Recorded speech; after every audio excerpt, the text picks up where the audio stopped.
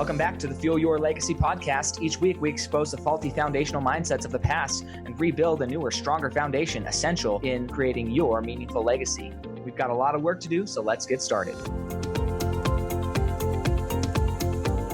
As much as you like this podcast, I'm certain that you're going to love the book that I just released on Amazon, Fuel Your Legacy, The 9 Pillars to Build a Meaningful Legacy. I wrote this to share with you the experiences that I had while I was identifying my identity, how I began to create my meaningful legacy, and how you can create yours. You're going to find this book on Kindle, Amazon, and as always on my website, samknickerbocker.com. So welcome back to the Fuel Your Legacy show. I'm grateful to have Gregory Vetter on today. He's got an awesome new book called Undressed, his untold or told story of making his millions, creating his lifestyle, and building it all through salad dressing, if I understand the storyline properly. But I'm super excited about this. I haven't read all of your book yet, but I've read portions of it. I'm grateful for the gift of the book so that I could grill you a little bit more on that. But let's just talk about, how did you get to where you decided this was going to be your business that you were going to take all the way? Well, I was selling insurance over a bodega overlooking a cemetery, and I thought, this is not great. I don't really feel like this is the move right now for the rest of my life. So every day at lunch, I would go home and I would stand on my head in the dark with a journal right by me, waiting for an epiphany. And one never came during the headstands. But one day, I walked downstairs to make myself a salad with some protein on top, and the 2-liter bottle of salad dressing that my mom had made for me was missing.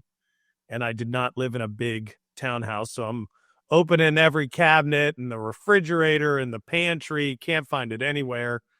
And so finally I call my wife, she's at work, and I'm like, hey, have you seen our salad dressing? And she goes, no, I haven't seen a 2-liter bottle of salad dressing. It's there. I'm like, it's not there. And she goes, well, maybe someone stole it. I go, no one stole salad dressing from our home. Especially a 2-liter bottle of salad dressing. Right. This is not it. Right. This is like, you got to throw it out the back window, circle back around, throw it in your car. And so I started calling some neighbors, and I got to a guy and I said, hey man, random question. Have you seen my salad dressing? And he goes, yup. Woke up this morning, was jonesing for it, hopped on the scooter, knew the code to your house. I came in and I took it. And I sat there and I thought to myself, what kind of man steals another man's salad dressing? And then I thought, what salad dressing is good enough to be stolen? And he was being serious. No, he stole it. Oh, he straight up took it. That's fun. So he wasn't being facetious. That's fun. No, he was crushing a salad. And so I called my wife back and I said, you're not going to believe this. So-and-so stole the salad dressing, and I'm going to start a salad dressing company. And she just dead silence. And then she goes, that's the greatest idea I've ever heard, and it's going to work. And I was like, really? That was kind of just a pressure test. And so from there, I Googled grocery stores around me and just started calling phone numbers every day. I wanted to get a real answer. Was it no, this is stupid? Was it yes, is there a possibility? And so then I got a guy on the phone. It was a Friday morning. He told me to bring him something during lunch. So I called my mom and I said, I need you to make the greatest batch of salad dressing ever made. And she goes, why? What's going on? I go, I got a meeting with this grocery store. We're going to be in there. I'm going to get this thing in. This is going to be big. She goes, you're not a company. There's no name. You don't have a bottle. What are you talking about? And I said, I will figure all of that up later. And so I put the lettuce in a little Tupperware container and walked in, and the guy came up and I said, here you go. I brought you a salad. And he looks at me like I'm literally on drugs. And he takes this piece of wet lettuce out, licks the dressing off, stares at me, and goes, this is the greatest salad dressing I've ever heard or I've ever had. You you need to call the regional office. So from there, at a meeting with the regional office, Googled my way into becoming an actual food manufacturer, got in for the grand opening of this grocery store, set a national sales record in our first week. We set up a demo, slang and dressing nonstop. And from there, that was my sign that there was potential to scale, and I wanted to see how far I could take it. And so we went from 1 store to 4 stores to 10 stores to every store in the United States of America, to the #1 organic salad dressing company in the country. And then COVID came and the supply chain crisis came, and all of our investors got a little squirrely and wanted to sell it. And so they valued the business really big, between 300 and 500 million bucks. And then the sale did not go through. And so everybody lawyered up and goes, we're taking this whole thing for ourselves. So then for the next 2 years, I fought 3 different wars with 3 different weapons at 3 different moments in time simultaneously, basically playing 4D chess in outer space. And it didn't end up working. We tried to restructure it. We ended up basically giving it away to a private equity group for nothing. And I found myself at the end of this unbelievable journey of actually following and pursuing the American dream, and reflecting back on, what did I learn? What went well? What didn't go well? What can I take from this?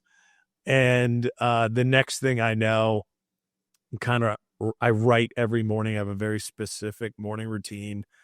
And I go, at a minimum, I just want the story to be available for my kids. If they ever ask me, Dad, when you were 25 and you started this thing, what was that like? And so I showed it to my performance coach, and he goes, dude, you need to write a book. I spend 99% of my time trying to convince people not to write a book. And this is the most outrageous story I've ever read. And I think it will help a lot of entrepreneurs. And so I wrote a book, found an editor, and, it's out for the world to read. Audiobook is done. I'm on a book tour. Speaking to really cool people in colleges and universities. And I spoke to the Washington Commanders before their game last week. Thank God they won. Yeah, exactly. You don't want to pray it if they didn't win. I wouldn't be bringing it up, man. It went into overtime, and I was like, please win. So yeah, it's been a wild ride for sure. That's so cool. So what did you find in the process of going through and discovering? I love that you use the term Googled your way through it. That's, so many people need that. But what was the unique selling factor of your mom's salad dressing versus every other salad dressing out there? Obviously, it's worth stealing, but in multiple senses of the word, people lawyering up to keep it. Yeah. But what was the thing that's like separating it from every other organic salad dressing out there? Well, we didn't know it at the time, but salad dressing is not generally unique, right? Anybody can make it anywhere in the world. Where it gets sketchy is when you try and basically mass produce it. So Sure. We figured out how to mass produce a homemade product. So didn't have any thickening agents in it, didn't have any citric acid, didn't have any natural flavors, didn't have any sugar, used fresh ingredients. And so, the epiphany or the secret was just no secret. If you can figure out a way to not compromise the quality of the product for efficiency's sake, you can give people something that will blow their minds. So what was the shelf life then, without certain preservatives, certain things that would make it last longer and add all those agents? What was the secret to keeping it produced at a way that the shelf life was long enough that it could be mass produced? So it was refrigerated in the beginning, but still had a good shelf life, had a year shelf life. The interesting thing, and this is something that nobody had figured out or done, was we just used real ingredients, and most real ingredients are pretty shelf stable. Olive oil will sit in your pantry for years for the most part. Salt is very, very stable. And so really where the stuff starts getting a little squirrely is organic lemon juice, fresh garlic. Mustard is in there. That's pretty shelf stable for the most part. And so when you keep it super real, there's not a lot of places for stuff to grow. Usually where all of the weird growth happens is within water that's within a product with thickening agents and all this other stuff. So the whole thing just ended up being this beautiful case study on how you can take basically simple ingredients and just through recipe development make them relatively stable over time. And then when we launched a shelf-stable product, it really just came down to the acid levels. Okay. So just making sure that you had killed off anything that was going to go turn bad. Yeah, and that really just comes through like a vinegar or lemon, right? Like you don't have to use crazy chemicals. So I know you're talking about the simplicity of it versus the complexity of it. Obviously, there's the like when the tobacco companies and the alcohol companies figured out that they weren't allowed to keep doing that anymore, then they moved into the food industry, and that's it. You know, you probably experienced a lot of that all around, trying to sell your company, trying to everything. But there's a certain level of simplicity is the answer, but there's also I imagine, again, I'm no chemist, so that's why I'm asking. Did you have to work with like food scientists, for lack of a better word, to identify what is the right mixture? Because too much vinegar maybe not as good, not enough vinegar is not good. What was that process of really like trial and error to find out what's the right mixture of all of these ingredients? Because the same ingredients could bake a cupcake, a cake, a pie, a piece of like bread. Same ingredients, just in different amounts, creates something different. What was that process like deciding or discovering what was the right mixture for your long-term success of the product?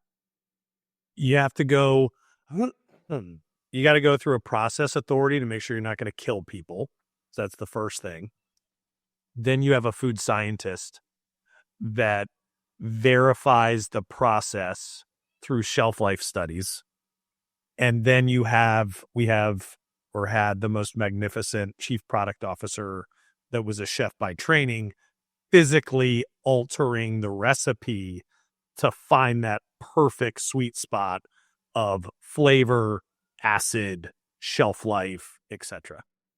Was there, as you were going through and creating, obviously it was your mom's product. Hopefully she got some benefit or royalties or income off of this. No, Mom, I'm going to steal your product. But she's doing fine. She's doing fine. That's good.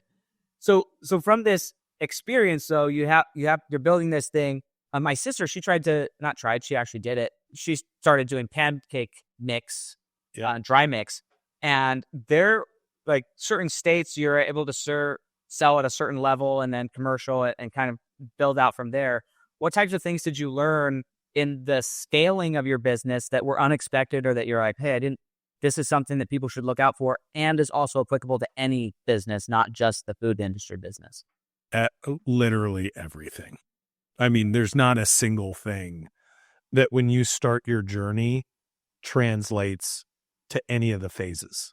So you can break out each phase and it could be people, it could be reporting, it could be sales or marketing or customer engagement or brand or manufacturing or, just the operational efficiencies of inbound raw materials and outbound like nothing is the same, nothing.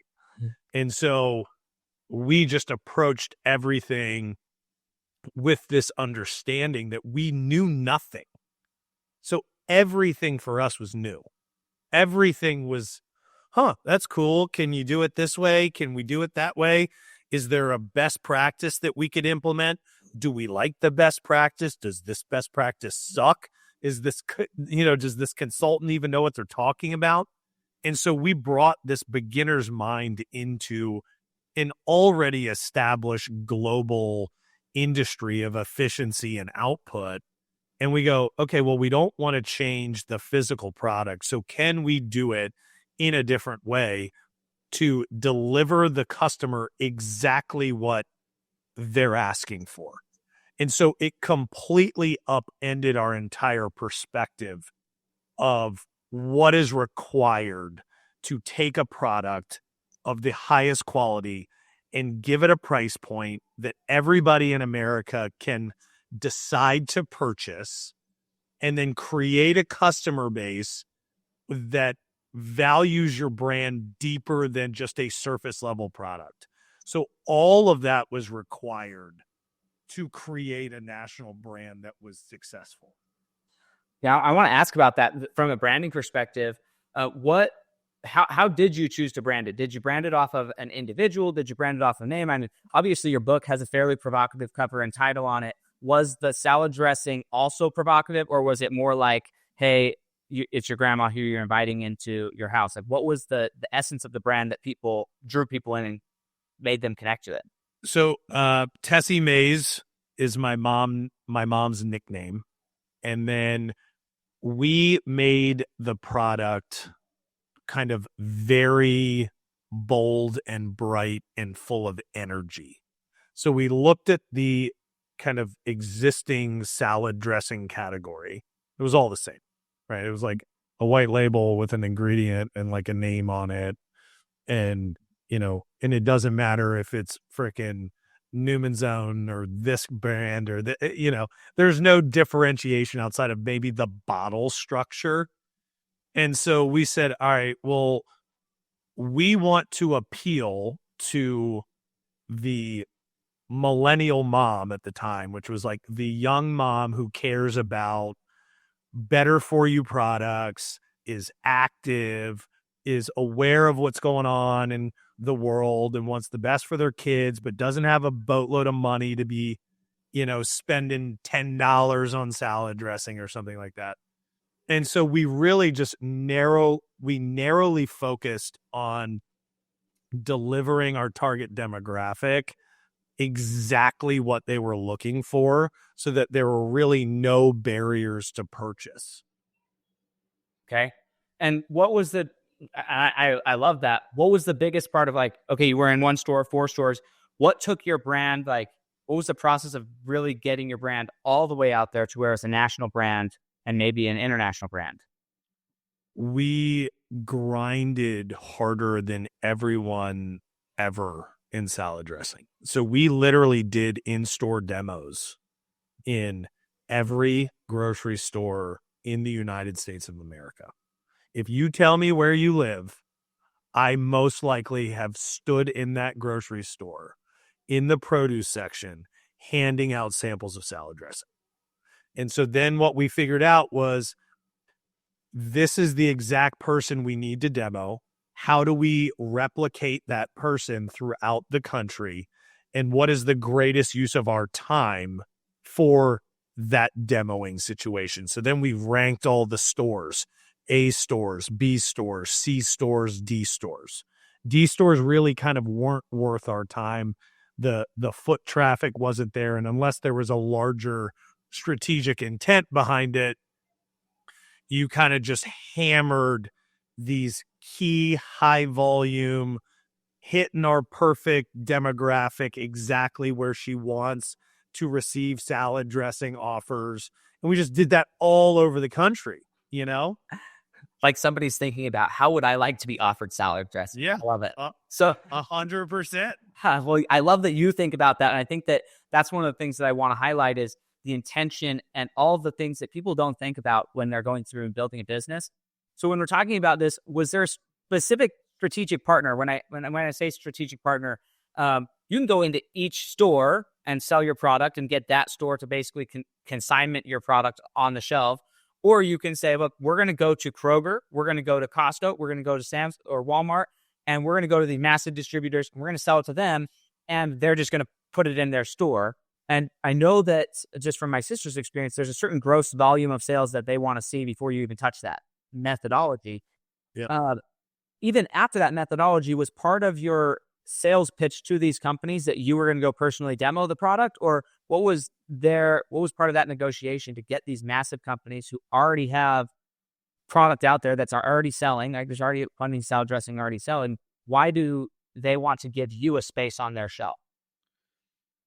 We were special, unique, and different. So we were the first clean eating salad dressing. It tasted better than everything else anyone had ever had. The packaging was absolutely beautiful. It won the Nielsen Design Impact Award. The marketing was phenomenal, right? It was just like everything we were doing was just feeding our target demographic. And so you could walk into a grocery store and say, hey, we'll demo for sure. But at the same time, here's our consumer. This is the consumer you're after. Here's their market basket. So when they buy Tessie Mae's, they're also buying grass-fed beef, and they're also buying aged Parmesan, and they're also buying A2 milk, and they're buying grass-fed butter. And so their market basket is dramatically higher than a traditional customer's market basket, which is what you want. And so we would bring that data to them and then just kind of support it any way that we could. And, you know, all we needed was an opportunity because we knew the product would sell. Who educated you on approaching it that way? I work with a lot of business owners. I've interviewed tons of people, and most people, when they're trying to grow their business, they go in almost, this is probably a misjustification or an understatement, but they almost go in asking for a favor. Hey, will you try this out on your shelf? Rather than putting in all of the legwork saying, this is why you can't not have my product on your shelf. Because all these reasons, all these justifications, I've done all the work for you. All you have to do is scoot some of this stuff over, take away 2 bottles of Blue Valley, and let's throw in Tessie Mae's right next to it or whatever. That's a lot of work that's upfront that you put in with the expectation or knowledge that it was going to pay off. But most people don't do that. Most people don't even think to do that. So what was the thing that inspired you to do that much work? We understood that if people tried it, they would buy it. So in the beginning, it was just, we'll buy it all back. But we guarantee you, we're going to blow the doors off of your normal salad dressing sales. It's a guarantee. So all you have to do is bring it in and approve our demo schedule, and your mind will be blown. And then you have to live into that, which we always did. And so then you've got the data points and you say, hey, here are the 4 products you have. You know, we make 8. You should probably bring all of them in. Hey, you should probably give us better shelf space. We're on the top rack. We should be in the middle. Hey, we should do cross-department promotions. You know, if seafood's bringing in a swordfish, we have a great product for that. We'll make recipe cards. We can make a day of it. And the whole purpose was sales volume. I think the problem so often with young entrepreneurs, especially in the food space, is they are they're like chefs, you know, or this is their passion.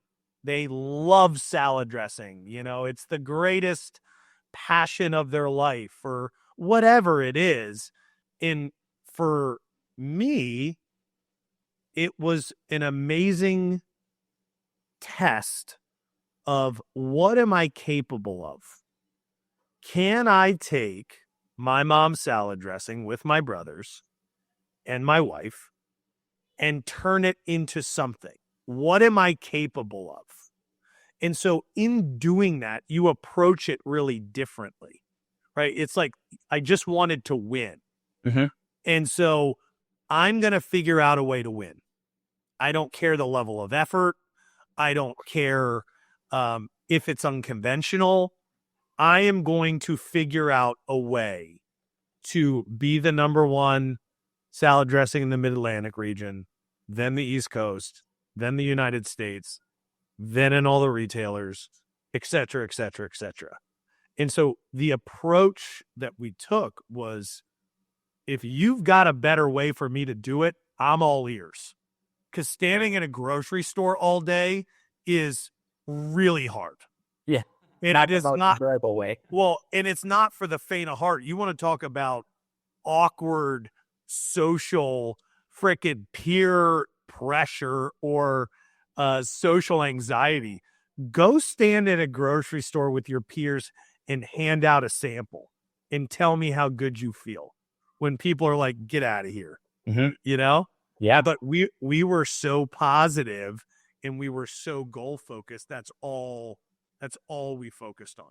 And I love the idea. And I think just in general in life, if we can gamify life, we're going to get so much more out of it. We're going to enjoy it so much more. Too many people have their eyes focused on the dollar at the end, and they lose they forget to focus on. I was listening to a guy, his name is Dr. Eric Cole. He's a CIA hacker. That's what he does. And something he said was, too many people are so focused on their life, they forget to focus on like living their life, actually having a life.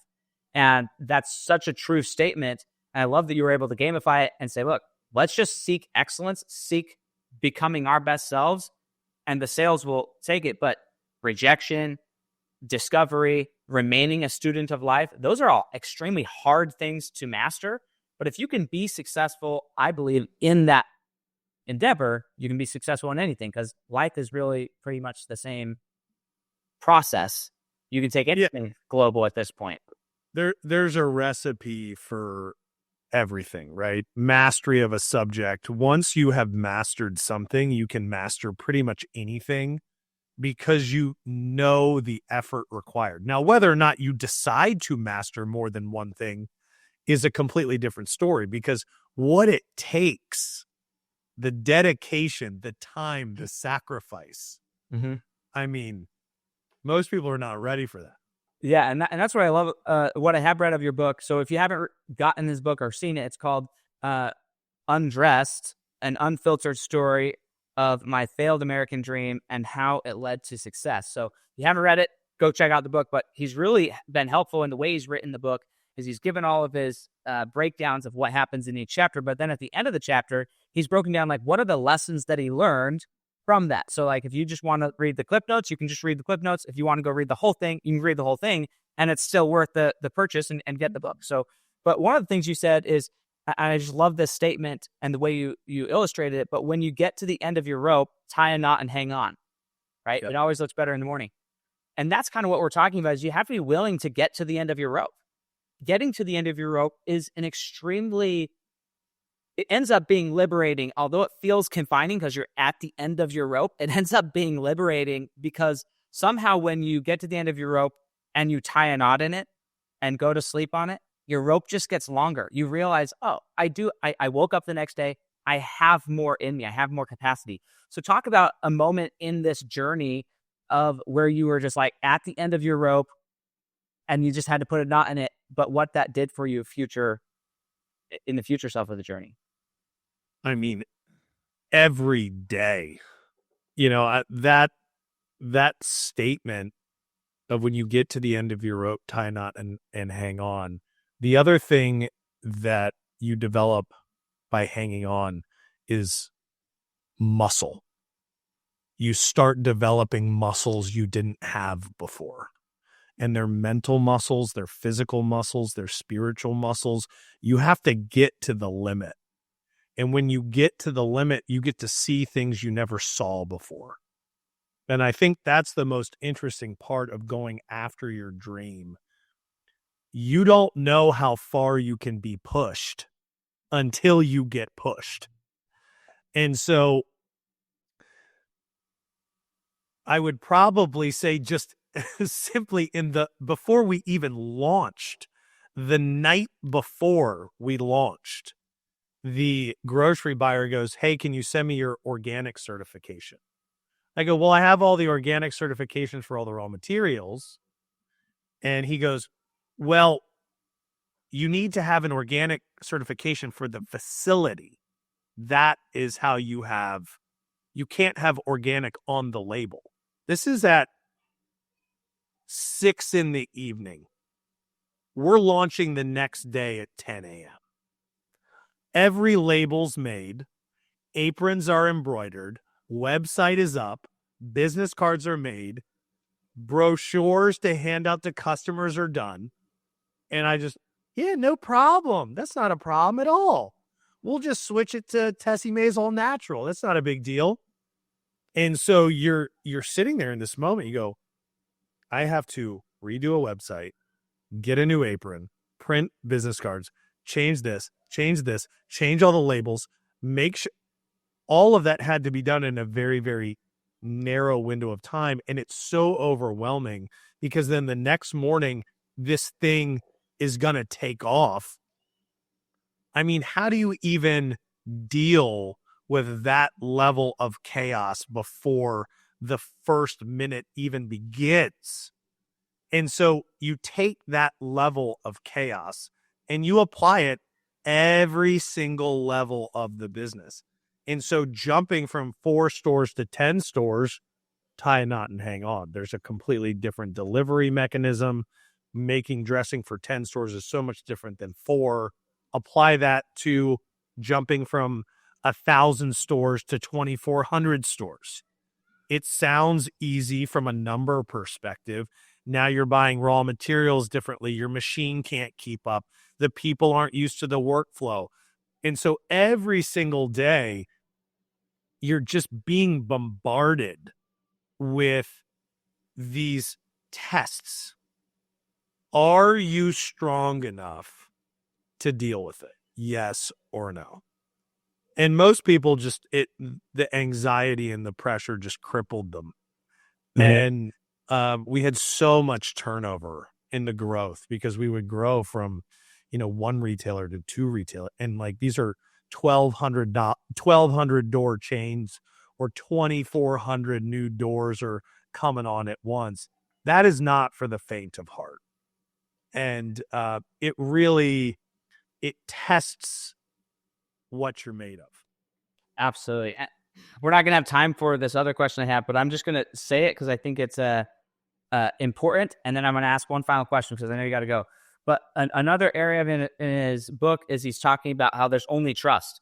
And everything, you say, I should have never gone back on the universal law of when someone breaks their trust, they are dead to me. And I'm excited for people to go read that chapter and really identify who do they need to actually start believing. Like when they show them what they're going to do and who they are, actually believe them. Don't give them an extra credit. Don't give them an extra chance. Like, hey, I believe that you are exactly who you are. Don't hate them for it. Don't have animosity. Just believe them. Say, okay, that's how you're going to be. I'm not going to be around you, but I can trust that that's how you're going to be. And I'm grateful for you showing me, and then move on rather than keep trying to give somebody extra chance. So I want to go back to this idea of, for you, we were talking about this growth and the turnover and how you emotionally handled that. How did relationships and things get stronger or potentially fracture during the process amongst your family? Because this is a family business at the end of the day. And doing business with family, there's some good pros, but there's also some cons that you have to manage. It's a separate deal. So how did you manage that as a leader of this organization? I'm very radically transparent. I get complimented on my candor a lot, which is not really a compliment. I think, a passive aggressive slight. And what we did in the beginning was we did a lot of personality testing of everybody and mapping to get a deeper understanding of who we were, how we work as a team, what motivates us, where are our strengths, where are our weaknesses, how do we complement each other. And so that was very, very, very helpful in growing because we all had a common goal, but understanding and giving people the independence to get to that goal at the same time frame that you're going to get there, just taking a different route was very, very important. And so I think when I look back on how were we so dialed in on achieving a similar goal, it was basically because I go, all right, here's our goal. Boom, boom, boom, boom, boom. Is everybody in alignment? Yes, we are. I go, see you at the finish line. And everyone was like, let's do it. And they needed to go their way. I checked in, right? Like, if you need anything from me, I'm available. If you ever need a resource, I'm available. But giving them the ability to do it their way, run their department their way, go through the process their way, and then I'm available from a resources perspective, that was very, very helpful in that process. It wasn't perfect. There was a lot of fights in the beginning, but we got through them all. Yeah, I believe it, and I'm excited that you did, and I'm excited for what you guys learned as a family and grew together. And that's an experience that, yes, you're going to pass on to your children now through hopefully tons of media impressions and video and everything that you're going to be able to pass on to your children, not just your book, but talking about it, sharing about it, even sharing stuff that's not in the book, the little nuances. But I'm grateful for your coming on this show. If somebody wanted to, I don't know what you're doing, whether you're doing mentor, coaching, and any form of like going past the book. The book I find is really helpful. Everybody should read it. Everybody should grow. But you're probably still going to have questions of how do I really apply this to what's the region availability there? Maybe I just want to have Gregory come and speak to my team about how to get on the same page and like do the personality mapping and go through the grueling work of allowing somebody else their space. It's hard. Yeah. Mine as a leader. Oh, it's so hard. So where would somebody connect with you and ask for more contact from you? Yeah, social media. I'm on Instagram and social media for the first time in 7 years. So I'm back on the swing of things. I don't know if I like it. LinkedIn and then GregoryVetter.com. Awesome. And I highly recommend just reaching out to him, having that conversation. It's never going to hurt, but you could gain so much from having somebody like that in your corner who's already been through the ringer, already been there. You can miss a lot of the mistakes and hit a lot of the key transition points if you have somebody who's been there guiding you through it. And it could be the difference of success or failure in your next endeavor, whether that's business, family life, being a parent, running a relationship, whatever it is. These principles are universal. Yeah. And if you can gamify life, gamify your relationship, gamify anything, you're going to have more enjoyment and fun. And you're not going to look at failure. We started off this conversation talking about the Washington Redskins. Well, they're not the Redskins anymore. Washington Commanders. That dates me a little bit, I guess. But same. Yeah, we're glad that they won. But just if they would have failed, they won by putting in their best effort. And we have to recognize that it's a game and you're not going to win them all from a scoreboard perspective, but you can win them all if you understand it's a game and be excited for the next down. So thank you so much. Any final words from you? No, thanks for having me on. Awesome. We'll catch you guys next time on the Fuel Your Legacy Show. Thanks for joining us. If what you heard today resonates with you, please like, comment, and share on social media. Tag me. And if you do give me a shout out, I'll give you a shout out on the next episode. Thanks to all of those who've left a review. It helps spread the message of what it takes to build a legacy that lasts. And we'll catch you next time on Fuel Your Legacy.